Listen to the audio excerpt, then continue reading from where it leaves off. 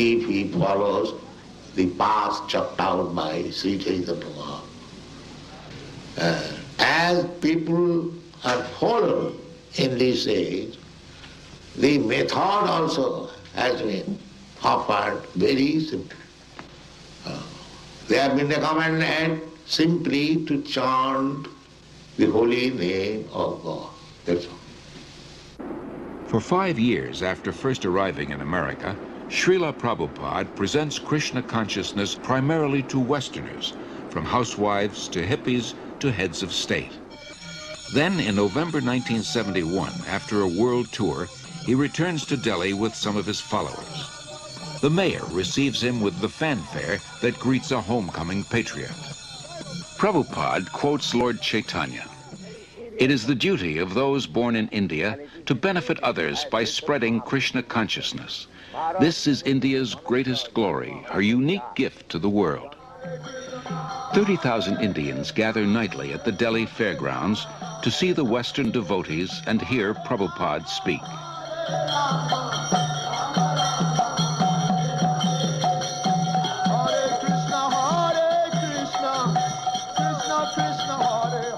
To bring about this change in India, that the revival of Krishna consciousness, Prabhupada's plan was to bring his dancing white elephants. He told us that when I bring my Western disciples to India, they will all come to see my dancing white elephants, he said.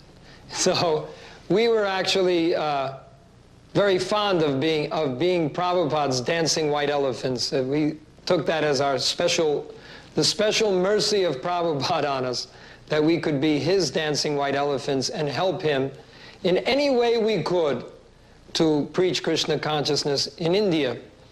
Prabhupada was told by an astrologer in Navadip in West Bengal that when he saw Prabhupada's face, a photo of Prabhupada, he said, this man, he has the ability to make a house in which the whole world can live peacefully.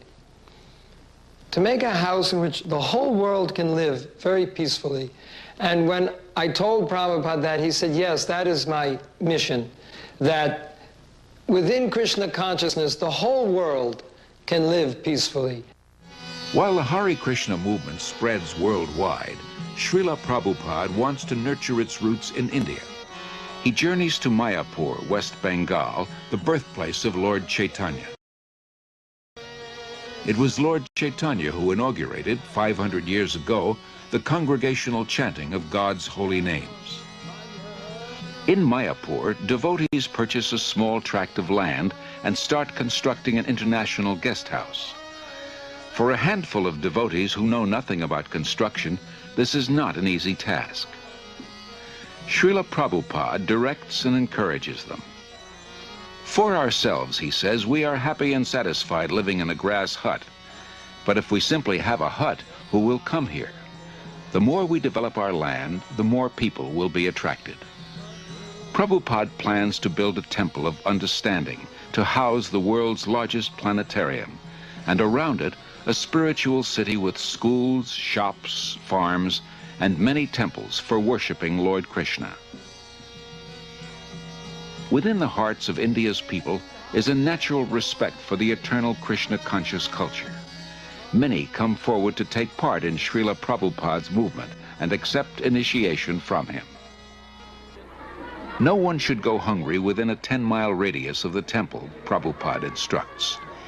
In March 1972, devotees start the ISKCON Food Relief Program, distributing prasad, vegetarian food offered to Lord Krishna. As the Mayapur project develops, Prabhupada invites his disciples from 6 continents to join together yearly on the anniversary of Lord Chaitanya's appearance. Prabhupada wants them to be purified and inspired by remembrance of the Lord in his holy land.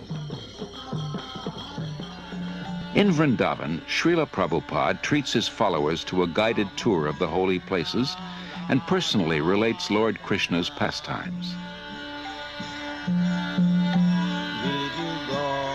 The devotees relish a bath in the sacred waters of the Yamuna River. Kalindi Jamuna Jaya Jaya Mahabam Jaya Radhe Jaya Krishna Jaya Vrindavan. Prabhupada acquires land in Bombay, India's most cosmopolitan city.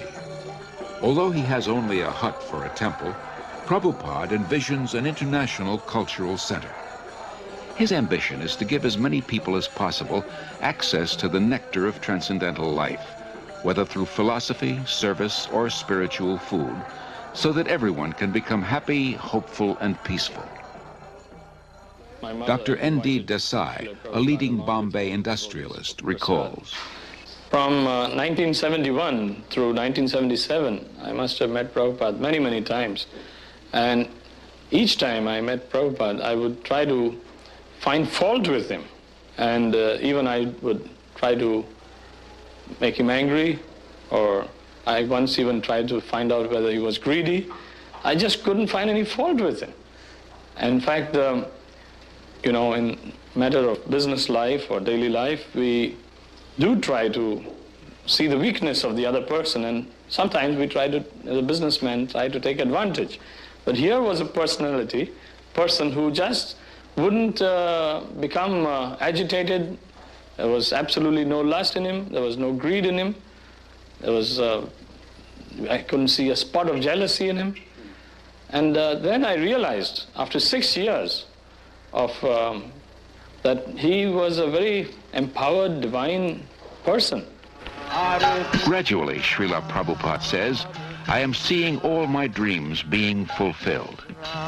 In Bombay, a spacious marble temple, a theater, a restaurant, a library, and a twin-towered 7-story hotel. In Mayapur, the planned spiritual city develops. Hare Krishna, Hare Krishna, Krishna Krishna. In Vrindavan, the popular Krishna Balaram temple, an international guest house, and a secondary school.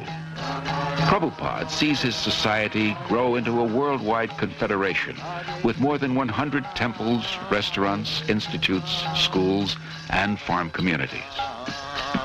500 years ago, Lord Chaitanya predicted that one day the holy name of Krishna would be heard in every town and village of the world. By the mid-70s, Hare Krishna becomes a household word. When I first met the first Hare Krishnas, I can remember how surprised I was, and really I wondered what this meant. The costumes and the chanting and the shaved heads appeared a little strange, a little bizarre to me. But the more I came to know the movement, I came to find that there was a striking similarity in the essence of what they were teaching and saying, and in my understanding of the original core of Christianity. That is, living simply, not trying to accumulate worldly goods or profit, living with compassion toward all creatures, sharing, loving, and living joyfully. I am impressed with how much the teaching of one man in the spiritual tradition that he brought has impacted itself into the lives of so many people. So in my own view, his contribution is a very important one and will be a lasting one. As a child, Srila Prabhupada celebrated Rath Yatra near his home in Calcutta with his playmates. Years later, he is still celebrating the Rath Yatra festival, but now on the main streets of 20 large cities around the world, and with hundreds of thousands of disciples and guests.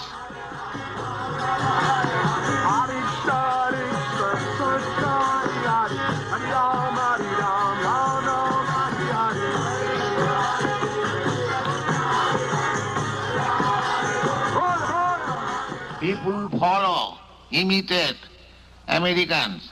I am traveling all over the world.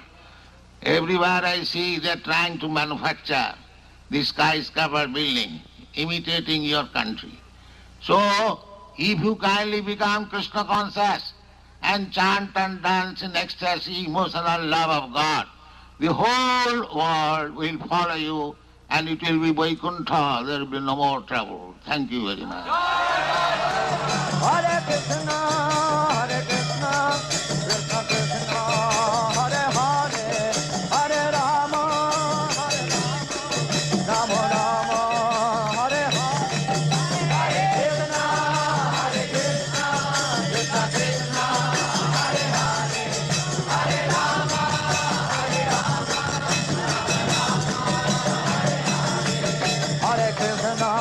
Hare Krishna, Krishna Krishna,